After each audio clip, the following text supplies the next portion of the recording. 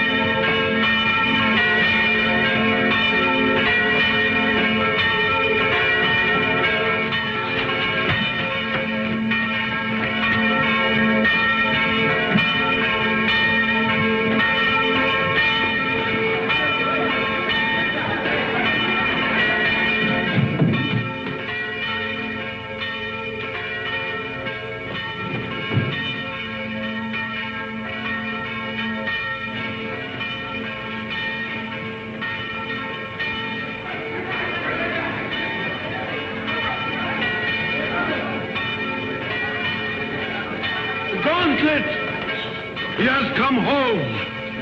Who brought it, Father? Nobody. There was nobody there. Only the dead man.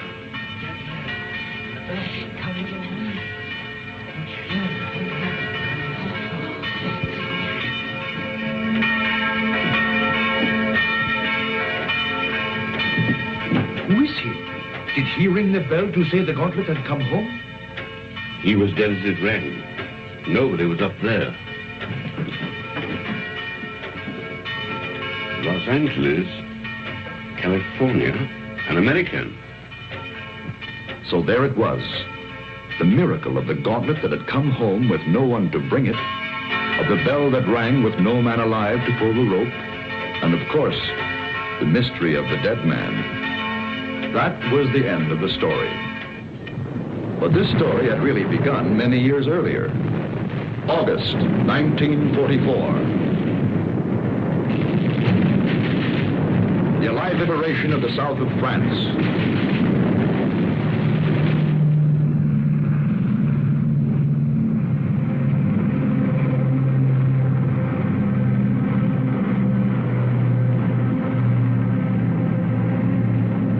One survivor reached the ground behind the German lines.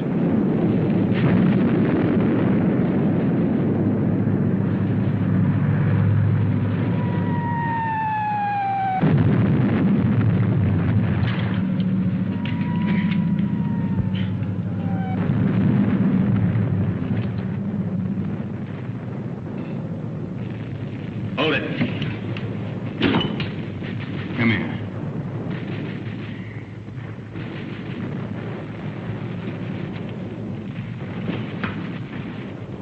Come on, closer.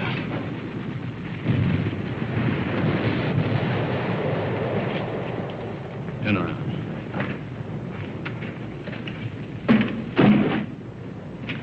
What's that? Those are my sketches. See, I'm a newspaper correspondent. I drove over the papers. Battle scenes, impressions. My name's Paul Rona. I see yours is Blake. Lieutenant Blake.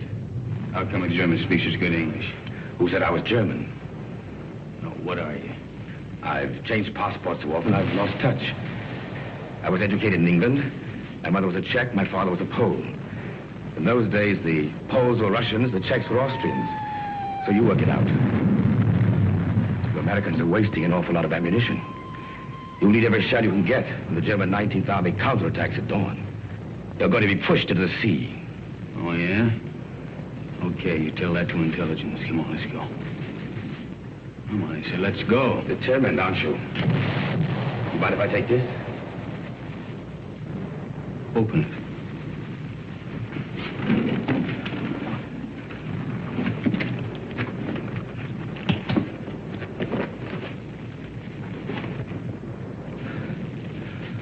I told you I sketched.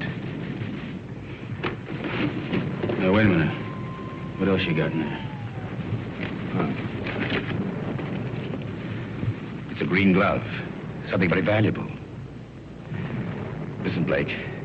If you let me go, it's yours. It's worth enough to make you rich for the rest of your life. Huh? Look at those gems. I told you I sketched. That's merely a sideline. In peacetime, I'm an art dealer. Antiques. I have a shop in London, Paris, even New York. You've probably heard of it. Rona's, close to Tiffany's. Never been there.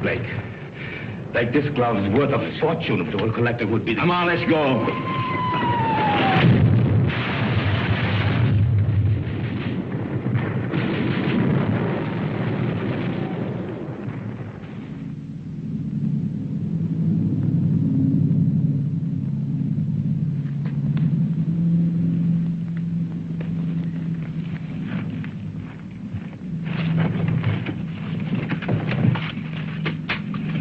Shoot, we're friends. We were looking for you ever since we saw you drop from that plane. Don't worry. The underground has helped many others before you. There's a German here. Where is he? Nobody here, monsieur. I guess a shell must have got him. Hurry, please, hurry. Wait a minute. Germans are counterattacking 19th Army. I got to get a message through. A messenger will leave at once. Promise? I promise. Of course, let others worry now. Pierre, help him.